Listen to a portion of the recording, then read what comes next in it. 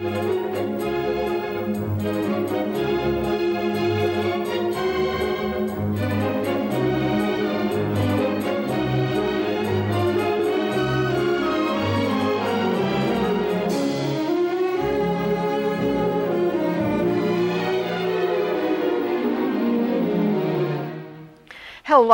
welcome to Connie Martinson Talks Books.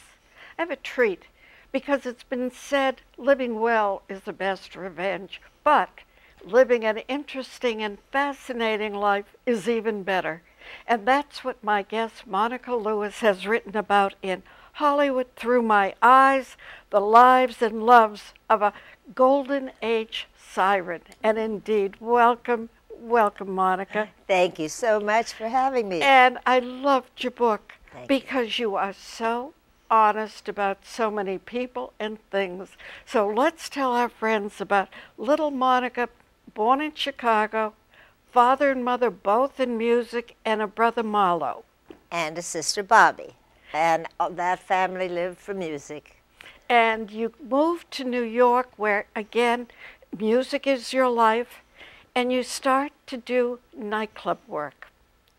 And radio. I started, you know, somebody asked me the other day, what did you do before television? I said, we didn't have television, we had radio. Yeah. And of course now radio has a different connotation. But in those days, that was it. And then once a month, maybe you went to a movie. Yeah.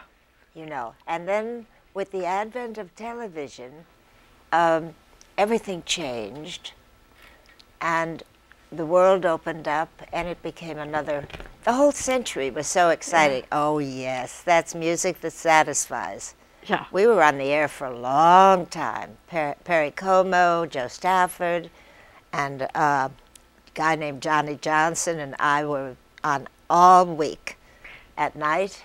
And in those days, you had to do your radio show twice.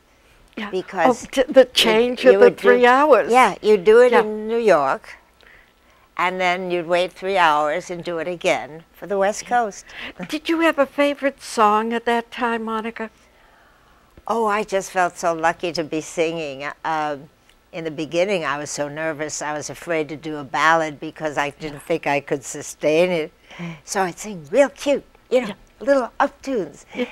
And then finally, I got more confidence and did love songs. Benny Goodman was a good friend. He was wonderful for me. That story was really remarkable. I was working on a radio station for $5 a week on Saturday, and Leonard Feather, who wrote lots of stuff about jazz, he's considered a great, you know, he was critic and commentator on the whole world of jazz. He was a friend, and he called and said, Peggy Lee eloped with Dave Barber, who is the guitarist in Benny Goodman's orchestra at the Astor Roof, and he needs a singer tonight. You have to be there at 3 o'clock. I said, okay. So I went. There were 300 girls. And my knees were shaking like you can't believe. And he would stop each one after 8 bars if he didn't really like them, thank them, you know. But he let me finish my song.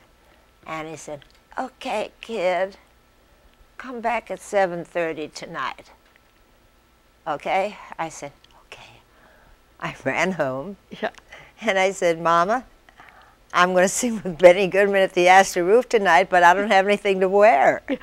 So we rummaged through everything, and a friend of my big sister had a dress small enough for me, and that was it. And I sang with him that very night, nationally. That had to have been, you know, when you say, well, of course, we should say during that period you had dated Herman Wouk, and I kept thinking, Marjorie Morningstar. Yeah, there's a story in that, too. In the movie, they called, the actress changed her name to May Wynn. And that was really... Your original name. My name was May, and we changed it to Monica when I was 17 or 18 because it sounded more grown up. Yeah. Another man who certainly cared about you and was a little, Ed Sullivan. Mm-hmm.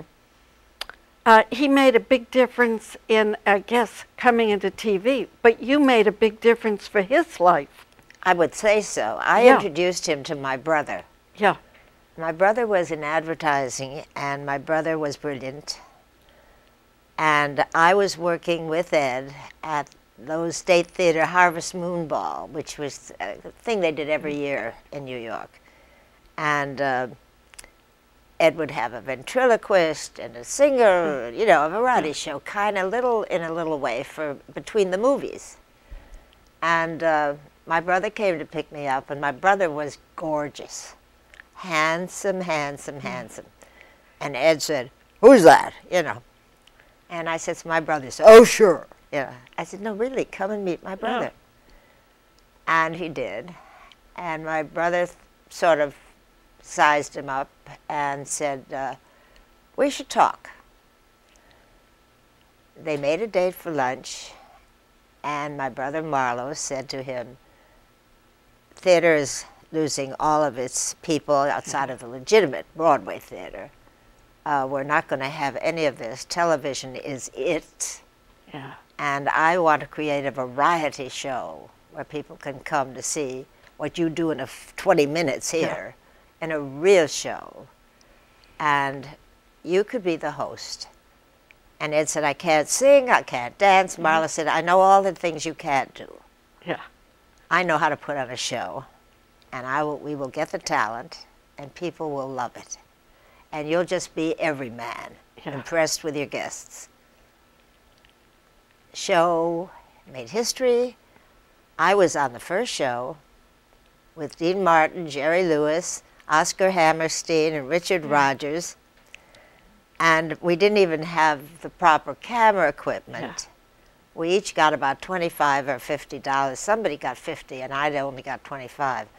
But we did it, and it's the longest running show that has ever been on television. Yeah. You even talked about how you had to put your face on the wall, really on the floor, in order to get the light and for the camera to get the right It was look. Pretty funny. I had a bouquet of flowers with a mic in it. Yeah. And I'm going, "I'm in the mood for love." And the camera, they didn't have the long dolly where they could come in.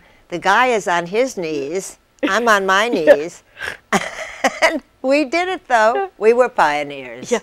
Isn't that marvelous how to be? It's something in the beginning where you make it work. Yeah. Yeah.